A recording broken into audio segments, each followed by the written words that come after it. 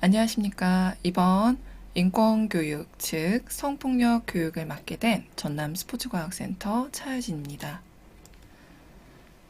가장 최근에 많이 사회적으로 대두되고 있는 미투 운동과 관련해서 2017년도 헐리우드의 성추문 사건이 확산이 되면서 전 세계적으로 미투 운동이 실시되고 있습니다. 하지만 이러한 우리나라에서도 정치계에서 시작으로 문화예술 그리고 스포츠계까지 미투 운동이 확산되고 있었는데요. 전 세계적인 체육계에 굉장히 크나큰 파문을 일으켰던 사건이 있습니다. 미국 체조 대표팀 주치의로 활동 중이었던 나사르의 경우에는 86년부터 30여 년간 어린 선수들을 포함한 체조 선수들을 성폭행을 저지른 사건이었습니다. 전 미국 체조 대표 선수였었던 레이첼 변호사의 경우에는 2016년도에 이 사실에 대해서 폭로하기 시작하면서 이미 아동 성범죄 혐의로 60년을 선고받고 복역 중이던 나사르를 폭로하기 시작하였습니다. 이 나사르의 경우에는 치료를 빌미로 선수들을 대상으로 성희롱이나 성추행 등 성폭행을 저지른 범죄 혐의가 드러나게 되었고, 최종적으로는 최고 2100개월, 즉 175년, 앞서 아동 성범죄의 60년형까지 합쳐지게 된다고 하면 실제 300여 년의 선고를 받아 지금 복역 중에 있습니다. 이는 미국 체조계뿐만 아니라 전 세계인의 스포츠인에게 굉장히 충격적인 사건이었던 것으로 기억을 합니다. 따라서 우리나라 정부에서도 굉장히 다양한 성폭력과 관련된 또는 스포츠 인권 침해될 만한 사안들과 관련해서 우리나라 선수들의 스포츠 인권 강화를 위한 정책적인 부분들을 굉장히 모색 중에 있습니다.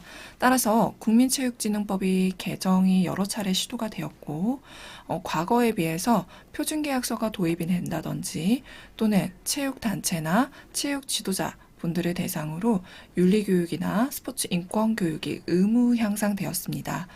또한 뿐만 아니라 가장 최근에는 승부조작에 가담한 선수들이나 지도자의 경우에는 실제 국내나 국내외 경기대회에 출전을 금지하는 조항까지 신설되었습니다. 따라서 이러한 국제법이 다수 개정 또는 제정이 되면서 스포츠 인권에 대한 중요성에 대해서는 굉장히 부각이 되고 있지만, 실제 우리 많은 스포츠 현장에 있는 선수분들과 지도자들의 경우에 스포츠 인권에 대한 의미와 실태에 대해서 정확하게 인지하지 못하는 경우가 다소 있습니다. 스포츠 인권이라고 함은 실제 체육활동, 쉽게 얘기해서 인간의 신체 활동을 통해서 실제 사회가 요구하는 완성된 인격체로서 성장하고자 하는 활동을 의미합니다. 인권이라 함은 인간이 가장 인간답게 존재하기 위한 보편적인 기본으로 가질 수 있는 권리와 자격을 의미합니다. 이 두 용어에 대해서 합쳐보게 되면 실제 모든 스포츠인들이 가질 수 있는 가장 보편적인 가치로서 인간으로서 누릴 수 있는 기본적인 자유와 동등한 권리를 의미한다라고 보실 수 있습니다. 지금 슬라이드에서 보시는 보도자료의 경우에는 2021년도에 보도되었던 스포츠 인권 침해 사례 또는 성희롱과 관련되어 있는 보도자료인데요. 뒤편에 새롭게 올라온 보도자료의 경우 또한 앞서 말씀드렸던 스포츠 성희롱이나 언어폭력, 인권 침해와 관련된 유사한 키워드들을 확인하실 수가 있습니다. 하지만 자세하게 살펴보시게 되면은 2008년도와 2010년도의 보도자료인데요. 실제로 스포츠 인권과 관련된 문제는 오래전부터 제기가 되었지만 10년이 지나도 이러한 스포츠 폭력이 사라지지 않는 이러한 현실에 대해서는 굉장히 안타깝게 생각하는 바입니다. 분명 선수분들과 지도자분들 모두 체육에 대한 즐거움 또는 스포츠 활동에 대한 재미, 흥미로 시작을 하게 되었지만 시간이 점차적으로 지날수록 이러한 고통의 시간으로 시작이 된다라는 스포츠가 굉장히 안타깝고 조금 무서운 현실이지 않을까 싶습니다. 이러한 스포츠 인권과 관련해서 스포츠 폭력에 대한 종류는 굉장히 다양하게 있는데요. 이러한 스포츠 폭력 중에서도 저희는 스포츠 성폭력과 관련되어서 오늘 논의를 해볼까 합니다. 스포츠 성폭력의 경우에는 총 세 가지로 구분이 되는데요. 성희롱과 성추행, 그리고 강간행위까지 총 3개의 종류로 구분해 볼 수 있습니다. 성희롱의 경우에는 실질적으로 상대방에게 수치심을 일으키거나 혐오감을 발생시키는 성과 관련되어 있는 언행이라고 보시면 될 것 같고요. 하지만 이러한 것들이 고용상의 불이익 등으로 발생되는 유형적이거나 무형적인 모든 행위에 대해서는 성희롱이라고 볼 수 있습니다. 두 번째로 성추행의 경우에는 물리적으로 가해지는 직접적인 신체 접촉을 의미하는데요. 이러한 것들은 신체적인 것뿐만 아니라 언어적 또는 심리적으로 가해지는 폭력 자체가 성추행이라고 보시면 됩니다. 세 번째로 강간행위의 경우에는 가장 중요한 포인트라고 여러분들이 기억을 해두시면 될 것 같습니다. 상대방의 동의 없이 폭행이나 협박, 사기 등의 부정적인 방법을 활용하여서 부적절한 성적 접촉 또는 성적인 관계를 맺는 행위를 강간행위라고 볼 수 있습니다. 이러한 성희롱과 성추행, 강간, 이 세 종류 중에 많은 선수분들과 지도자분들의 경우에는 강간행위에 비해서 성희롱이나 성추행은 굉장히 죄목이 가볍다라고 생각하는 경우가 종종 있습니다. 하지만 성희롱이나 성추행 경우 또한 성폭력의 일원으로서 매우 중대한 중범죄임을 여러분들이 꼭 기억을 해두셨으면 좋겠습니다. 이와 관련해서 성폭력에 대한 우리나라 초등학생 선수들부터 중고등학생, 대학, 직장운동경기부, 장애인 선수까지 성폭력에 대한 피해 사례에 대해서 실태 조사한 결과들을 살펴보겠는데요. 실제 지금 슬라이드에서 보시는 것과 같이 대학과 직장운동경기부 장애인의 경우에는 굉장히 다수 많은 피해 사례들의 퍼센테이지를 확인할 수 있겠지만 여기에서 가장 놀라운 사실 중에 하나는 오른쪽 상단에 보시는 청소년들의 피해 사례 또한 결코 무시할 수 없을 만큼 다수 발생되고 있다는 겁니다. 이러한 피해 사례들을 기반으로 해서 피해자들에게 어떠한 피해 유사 사례들이 있었는지에 대해서 조사를 해본 결과 청소년 선수들 위주로 강제 접촉이나 또는 불필요한 신체 접촉 또는 특정한 선수의 몸매나 외모에 대한 성적 농담을 하는 이런 음담패설 등의 피해 양상들을 보였다고 합니다. 특히 특정한 신체 부위나 이러한 성적인 농담 이외에도 자신의 신체 일부를 강제로 만지게 하거나 마사지를 하거나 또는 팔베개를 하는 다양한 행위들에 대해서는 실질적으로 이는 성폭력에 해당하는 행위이기 때문에 여러분들이 꼭 위험한 성폭력의 행위에 대해서는 잘못된 행위임을 꼭 인지를 하고 계셔야 될 것 같습니다. 이러한 성폭력의 피해를 발생된 가해자들을 한번 살펴보았더니 실제 여성과 남성의 피해 양상이 좀 차이가 있었는데요. 여성의 경우에는 남자 감독이나 코치와 같은 이성의 피해 사례들이 굉장히 많았다고 한다면 남성의 경우에는 이성보다는 동성의 가해 사실이 확인이 되었습니다.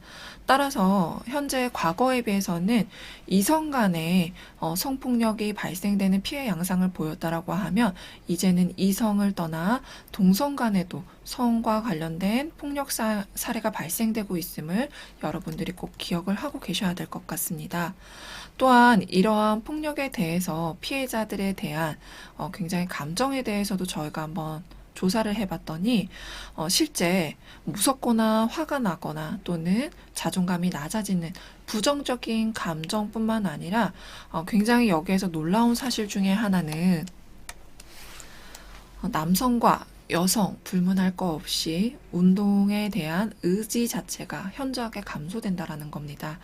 운동하기 싫어진다거나 또는 운동을 그만두고 싶어지는 경우가 굉장히 다수의 의견들이 많았었기 때문에 실제 이러한 성폭력 사건의 경우에는 피해가 발생했을 시 운동을 그만둘 수 있게 하는 강력한 주요 변수임을 여러분들이 기억을 하셨으면 좋겠습니다. 다음으로 피해자들에게 인터뷰를 하면서 이러한 피해 사실에 대해서 적극적으로 대처하거나 또는 소극적으로 대처하는 피해 양상들을 한번 살펴봤었더니 거의 대부분은 소극적으로 대처하고 있는 현황을 살펴볼 수가 있었습니다. 하지만 이 피해자들의 대상으로 적극적으로 대처하지 못한 이유에 대해서 조사를 해본 결과 알려지는 것이 두렵거나 또는 별 심각하게 생각하지 않는 경우 또는 대응하는 방법에 대해서 전혀 모르는 게 25% 정도였다면 실제로는 2차 피해 또는 앞으로 지속적인 이런 피해 사실에 대해서 피해 사실로 인해 팀 분위기가 좋지 않은 남을 의식하는 경향 자체가 35%가량 굉장히 높은 수치로 확인을 할 수가 있었습니다. 선수 생활에 대한 불이익을 받거나 또는 2차 피해가 발생되는 그 두려움에 의해서 또 이러한 성폭력에 적극적으로 대처하지 못하는 양상을 보였었고요. 이러한 것들은 실제 선수 인터뷰 내용으로도 저희가 한번 살펴보게 되면은 어떤 선수 하나는 저는 일을 크게 만들고 싶지 않았습니다. 그런 문제가 크게 알려지게 되면 팀이 없어질 수도 있다고 하니까요. 제 선에서 끝내야죠. 사실 그러면 안 되는데 이러한 선수의 단 하나의 인터뷰가 앞에서 이야기했었던 저희가 팀의 보복이라든지 또는 불이익 또는 팀 자체가 없어질 수 있는 팀 분위기 개선차 이러한 적극적으로 대처하지 못한 사유에 대해서는 이러한 인터뷰 내용들이 참 안타깝게 느껴지는 상황입니다. 그러면 이러한 피해자들로부터 성폭력을 피해 당했었을 때 도움을 요청했었던 대상에 대해서 한번 조사를 해봤습니다. 근데 대부분이 지금 여기 슬라이드에 나타나는 것과 같이 가족이나 친구, 동료 선수, 지도자, 교사, 전문적인 기관이나 상담 기관에 의뢰하기보다는 실제 주변 지인들에 대해서 또는 사적 관계에 의지하는 경향을 볼 수가 있었는데요. 실제 이러한 인터뷰 하나 사례를 살펴보시게 되면 고등학교 선수의 인터뷰인데 코치 선생님한테 개인 지도를 받을 때 굉장히 민감한 부위를 계속 추행을 하는데도 불구하고 이러한 사실을 감독님한테 알리기가 좀 그랬다. 또한 같이 운동하는 친구들한테 넌지시 이 이야기를 꺼냈었을 때는 걔들도 학생 입장이다 보니까 실제 어떻게 해보자는 해답을 찾기보다는 같이 욕을 하는 정도로 끝났다라고 이야기를 합니다. 따라서 앞서 나왔었던 이러한 조사 결과를 살펴봤었을 때는 실제 주변 사적 관계를 이용하는 것보다는 상담원이나 수사기관, 체육단체 이러한 공식적인 피해 사실들에 대해서 공적인 이러한 표기를 하는 것이 여러분들에게 굉장히 적극적으로 대처할 수 있는 방안 중에 하나이고 이러한 유관기관을 통해서 가해 사실에 대해서 공표된과 동시에 가해자는 굉장히 중징계에 해당하는 가차없는 징계를 받아야 됨이 분명합니다. 따라서 우리나라의 성폭력과 관련된 실태 조사를 살펴봤는데요. 우리나라 이외에도 외국에서 또한 이러한 성폭력 사건이 굉장히 많이 대두되고 있는 게 사실입니다.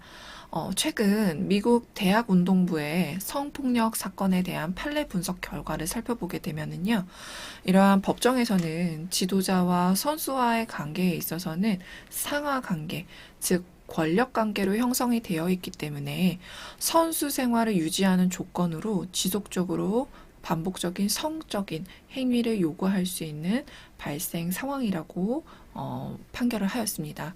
특히 이러한 요구에 거절을 했었을 시에는 불이익을 당할 수도 있다라는 이런 위협 행위뿐만 아니라 실제로는 이러한 불이익이 처해지는 상황을 직면한 선수도 있다라고 밝혀진 바 있습니다. 뿐만 아니라 학생운동부 지도자의 경우에는 굉장히 향후에 프로팀을 전향하는 이러한 선수 생활을 조건으로 성적 요구를 하는 경우도 발생하기 때문에 실질적으로 이 지도자의 영향력은 생각보다 굉장히 영향력이 큰 행사를 할 수 있는 조건이라고 볼 수 있습니다. 따라서 이러한 선수 생활을 조건으로 지속적인 성폭력이 이루어질 수 있는 개연성이 매우 높다라고 판단한 바 있습니다. 이러한 다양한 피해 사실들이 알려지면서 피해 선수들의 경우에는 가해 당사자뿐만 아니라 소속 당사자를 관리하고 있는 학교 당국에도 소송을 제기하면서 손해배상을 청구한 바 있습니다. 가해자와 피해자, 단순히 이 개인 차원이 아닌 이러한 사실들에 대해서 인지를 하고 있음에도 불구하고 방치한 소속 기관의 책임 소지를 물어서 법정에서는 학교의 책임을 인정함과 동시에 손해배상을 하도록 판시한 사례입니다. 따라서 저희도 이러한 판례 사례들을 참고해 보았을 때는 당사자들, 선수와 지도자 또는 피해자와 가해자 이외에도 이 선수와 지도자를 관리 감독하는 소속 기관 측에서 이러한 고용주의 책무를 가지면서 성폭력을 방지할 수 있는 다양한 대처 방안을 수립할 뿐만 아니라 사후 해결을 위한 다양한 정책을 마련해 놓아야 될 필요성이 있을 것을 시사하는 바입니다. 이러한 성폭력과 관련해서는 실제 우리가 성적 자기 결정권을 침해하는 범죄 행위라고 볼 수 있겠는데요. 이러한 성적 자기 결정권의 경우에는 자신의 의지에 따라서 또는 판단에 따라서 자율적이고 책임감 있게 성적 의사에 대한 결정을 할 권리를 이야기합니다. 특히 이러한 것들은 개인의 성과 관련되어 있는 행복 추구권이자 인권이라고 이야기를 할 수가 있겠는데요. 대신에 이러한 성적 자기 결정권에 대해서는 자신이 결정하고 판단을 했기 때문에 실제 행동과 결과에 대한 책임은 본인이 지어야 된다라는 것을 여러분들이 꼭 기억을 해두셨으면 좋겠습니다. 하지만 이러한 성적 자기 결정권에 대해서 동의 없는 성적 행동에 대해서는 성적 자기 결정을 존중받지 못하는 상황이기 때문에 이러한 성폭력은 성적 자기 결정권을 침해하는 굉장히 중범죄라고 보실 수 있겠습니다. 하지만 스포츠 상황의 경우에는 굉장히 장기간 훈련을 하거나 또는 같은 종목에 대해서 오랫동안 유대 관계 속에서 피해 사례가 발생되는 경우가 대부분이기 때문에 이러한 피해 사례가 발생했을 시에는 굉장히 고충을 주변 사람들에게 토로하기가 힘들 뿐만 아니라 한번 신고를 하게 되면 실제 나의 피해 사실이나 가해 사실이 남들에게 알려지면서 다른 팀으로 소속을 이적하는 굉장히 어려움이 다른 팀에서도 이 사실에 대해서 알게 되어서 팀을 이적하지 못하는 불상사가 발생하는 경우가 발생될 수 있기 때문에 이러한 고충들에 대해서는 실질적으로 공식적으로 신고하는 의사 자체들이 굉장히 현저하게 떨어져 있는 게 사실입니다. 하지만 결과적으로 저희는 피해자와 가해자들 모두 경제적으로나 사회적으로 굉장히 큰 손실될 위기에 놓여 있는 존재이기 때문에 피해자들은 꼭 피해 사실에 대해서 용기를 내어서 이러한 공적 피해 사실을 공개적으로 밝힐 뿐만 아니라 보호를 받아야 되는 존재임에 분명합니다. 하지만 이에 대해서 가해자의 경우에는 지속적으로 2차 피해 또는 다른 피해자를 속출할 수 있는 가능성이 있기 때문에 이러한 가해 사실에 대해서 반드시 밝혀질 뿐만 아니라 엄중한 처벌을 받아야 되는 존재라고 볼 수 있습니다. 하지만 모든 폭력 상황에 있어서 피해자와 가해자만 존재하는 게 아니라 목격자 또는 방관자가 존재하기 마련입니다. 이러한 목격 사실 또는 내가 이 사실, 피해 사실에 대해서 알게 되는 경우에는 실제 상호 간의 성폭력을 예방하고 근절하는 차원에서 인권 감시자 또는 스포츠 성폭력 감시자의 역할을 수행할 필요성이 있습니다. 만약 피해자나 가해자, 목격자 이 세 존재 모두가 단 한 명만이라도 스포츠 성폭력을 예방하고자 하는 노력을 한다라면 스포츠 성폭력은 감소할 것이고 또한 나중에 추후에는 향후 전혀 발생되지 않을 수 있다라고 기대를 해보고 싶습니다.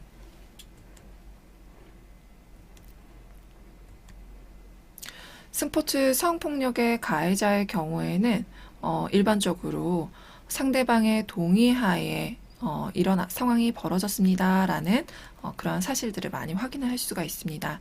하지만 동의는 결코 침묵이 동의가 될 수 없으며 동의의 경우에는 예와 아니오만 존재한다라는 것을 여러분들이 꼭 기억을 해두실 필요성이 있겠습니다. 또한 명백한 동의가 없는 상황은 성폭행이라고 저희가 단정 지을 수 있을 뿐만 아니라 약점을 잡아서 상대방을 유도하는 행위라든지 또는 상대방이 술에 취해 있거나 정신이 없는 상황에서 받는 동의는 결단코 동의가 아님을 여러분들이 인지해 주시길 바랍니다. 이러한 성폭력과 관련해서 다소 오해나 편견을 가질 수 있는 상황들이 종종 발생되게 됩니다. 앞서 제가 말씀드렸던 것과 같이 성희롱이나 성추행에 대해서는 굉장히 사소하고 가벼운 문제라고 인식을 하는 경우가 있게 되는데요. 하지만 결단코 성희롱에 대해서는 피해자는 성적 모욕감이나 수치심으로 인해서 나중에 향후 운동을 그만두게 되는 경우까지 발생될 뿐만 아니라 가해자의 경우에는 실제로 체육계에 퇴출이 될 수 있을 만큼 소속단체의 징계 또는 민사상의 책임과 손해배상을 할 수 있는 경우가 발생되기 때문에 피해자나 가해자 모두에게 정신적으로나 경제적으로 굉장히 손실을 가져다 주는 심각한 문제 행위임을 인지하셔야 됩니다. 뿐만 아니라 성희롱의 경우에는 무시하게 되면은 일시적으로는 효율적일 수는 있겠지만 이러한 소극적인 대처 행동의 경우에는 향후에 이러한 성희롱을 당연한 것으로 받아들이기 때문에 지속적으로 2차 가해 발생 비율이 높아지게 됩니다. 뿐만 아니라 남성과 여성 혼성으로 이루어져 있는 팀의 경우에는 실제 이러한 성적인 농담이라든지 또는 신체적인 접촉을 가볍게 생각하는 경우가 있는데요.